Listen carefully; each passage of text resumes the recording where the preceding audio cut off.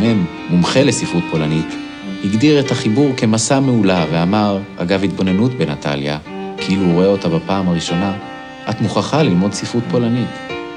צווארה של נטליה הגיב על שבחי המנהל בכתמים אדומים, ומשה, חברתנו הכי טובה שעמדה בסמוך, פרצה בצחוק.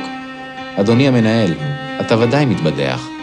ספרות פולנית, בתור יהודייה? איזה יופי.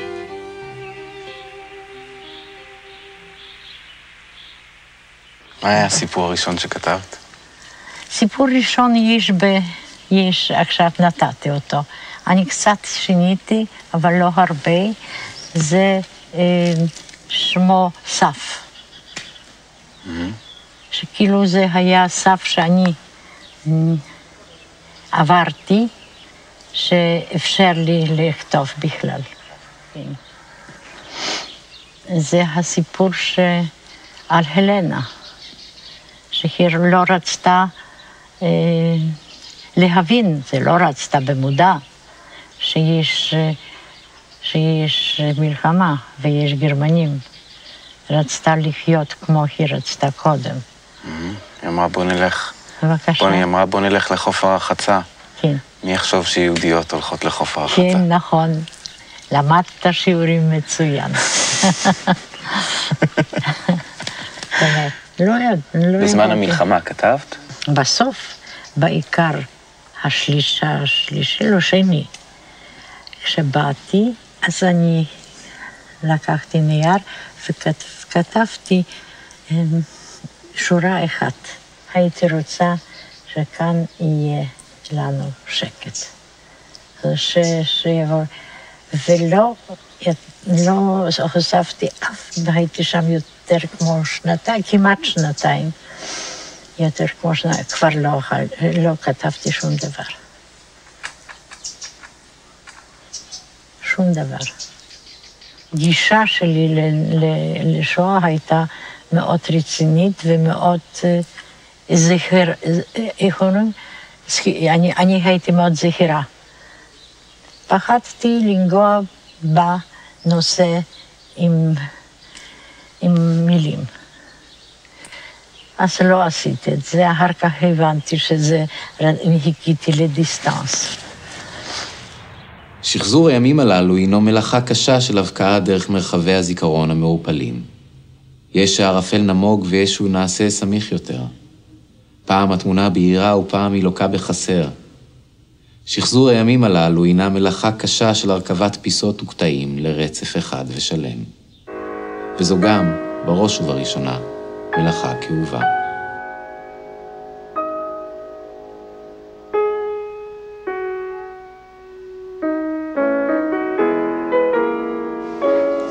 הלה לא נראית ככה, לגמרי לא. אני גם כן לא, אבל בכל זאת. מה, השחקנית שמשחקת אותך? כן, היא יותר מדי מבוגרת, והלה הייתה מאוד לגמרי, איך אומרים? רזה, לא. מי שמשחקת אותך היא מאוד יפה. היא יפה, וגם כן, היא יפה, כן, וזה הלה.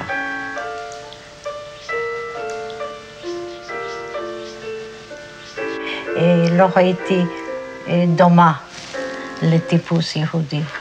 אז עוד יותר, מפני הייתי שרות היו בלונד, בהיר, גם עכשיו. כן, אבל זה כסף זה באמצע, בעזרה של ספר. כן. אבל הייתי עוד יותר בלונדינית, זה לגמרי בהירה. והיא הייתה שחורה. אמרו תמיד שהיא דומה לאיטלקיה, לפני. ואחר כך אמרו שהיא דומה ליהודיה. כן, אבא אמר לי, אז תטפלי בה, תהיה טובה. את יש לך מראה יותר טוב לזמן שיש. זה ארבעצם בטרנופול. עכשיו, לפה באתם ורציתם בעצם להגיד שאתם פולניות? אנחנו רוצות לנסוע לגרמניה לעבודת כפייה. כאן אנחנו בורחים. ברוכות מהמחנה. ברוכות ממחנה בדרך לעבודה. התחלתם לברוח, ואז פגשתם את המפקד של המחנה כן, הוא נסע באופנוע. נסע באופניים? כן, אז אמרנו, אנחנו בורחים. אז הוא אמר, ihr seid tapfer, tapfer. אתם אמיצות. כן. יש כאן פרובלמה של זהות. זהות שכל פעם היא זהות אחרת. בהתחלה עשיתי זה כמו שחקנית לא טובה. מפני לא היה לי עוד פרקטיקה, אבל אחר כך באמת הייתי, נסעתי כל פעם שחקנית יותר טובה, ובסופו הדבר כבר לא הייתי שחקנית, רק הייתי דמות שאני יצרתי. שאלתי עצמי, אם בכלל אני אהיה עוד ככה כשהייתי לפני מלחמה. באמת. והתשובה? כן, מהר מאוד. היית אותו דבר? כן, מהר מאוד. והעולם היה אותו עולם? זה לא.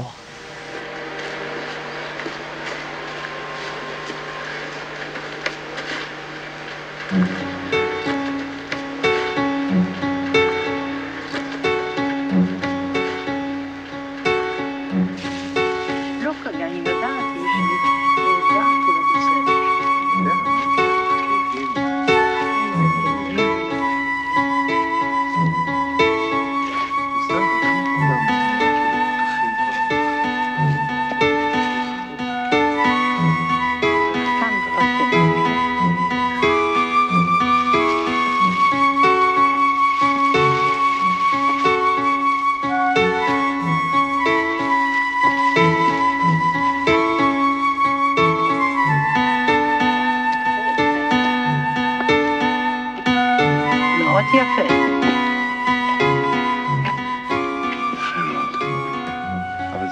זה מוחרקה כאן, לא? שמה, נדמה לי שזה השן הזאת, הקצה שם. זה קצה שם. כן, זה הקצה שם, שרואים את כל עמק יזרעאל שם נפתח, מתחת למורחקה, זה שם. באמת זה הרכס, זה הכרמל, ושם זה סטלה מאריס, זה איפה שהקצה של ה... גם כן אור מאוד יפה.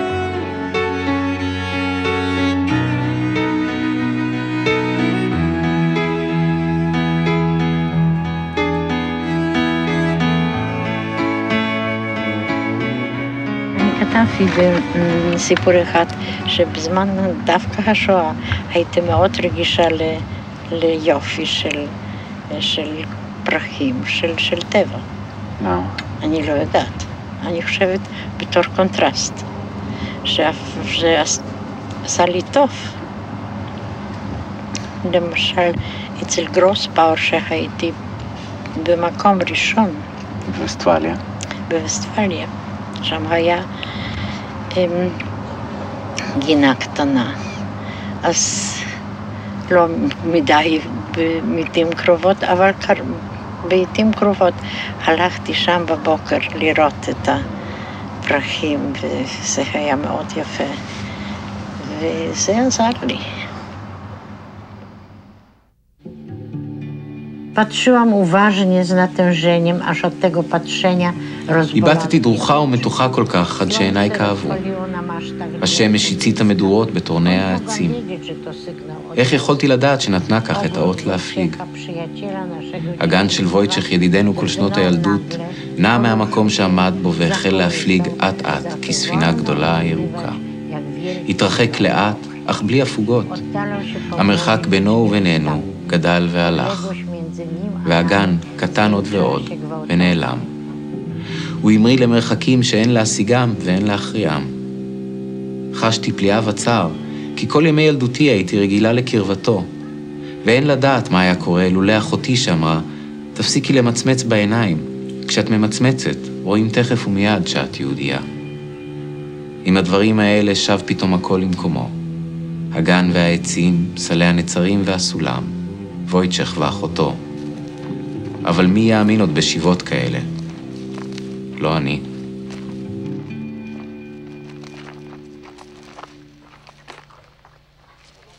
צרפתים באו אחרי צהריים, ואני חושבת זה היה 8 אפריל. הם באו על הטנקים, אז אני קראתי לכם. אנחנו, ויף לה פרנס, ויף לה פולון, ויף לה פרנס. הם שאלו, אתם מפולין? כן. הם אמרו, ויף לה פולון, היה מאוד מאוד יפה, ובוס שלי שמע את זה, ואמר, אני תמיד אמרתי שהיא מרגלת. תמיד.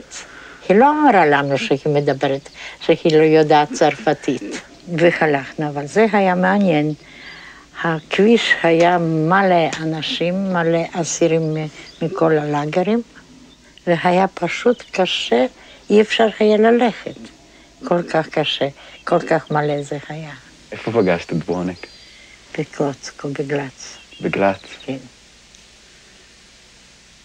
הוא כבר היה נשוי לפני כן. היה נשוי לפני כן, היה לו ילד קטן, והם כולם נספו. גם כן כל המשפחה שלו. חשבת פעם שאולי פתאום היא תופיע? כן, נכון. חשבת על זה? מהרוס היו כל כך הרבה מקרים כאלה. כן, זה חשבתי. זה הפריע, זה... זה לא מפריע לי, זה לא הפריע לי.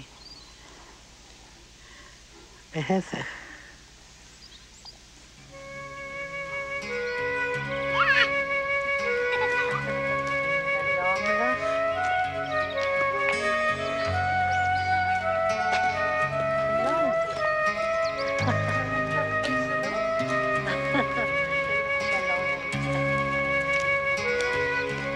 Został zwolniony z obozu i przekroczył bramy z napisem Arbeit macht frei. הוא שוחרר מהמחנה ועבר את השער עם הכתובת Arbeit macht frei.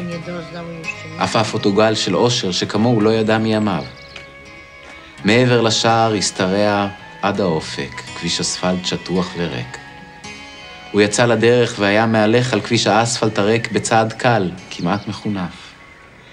בשמיים החיוורים מאיר השמש חיוורת. לפתע פתאום ראה הרחק דמות רצה לעברו. לא מיד ניחש מי הדמות. רק כשהתצמצם המרחק ביניהם הכיר בה בחורה שאהב. היא רצה להגביל את פניו, הרוח בידר את שערה. לא עבר זמן רב והיא נפלה אל בין זרועותיו, קורנת ומחייכת. יש לך סיגריה? שאלה בקול מתנשף מהריצה. הוא נעצב אל ליבו. הוא נזכר כי שכח את הסיגריות במחנה על הדרגש, והבין שאם הוא רוצה למלא אחר בקשתה של הבחורה שהוא אוהב, הוא מוכרח לחזור למחנה. והוא חזר.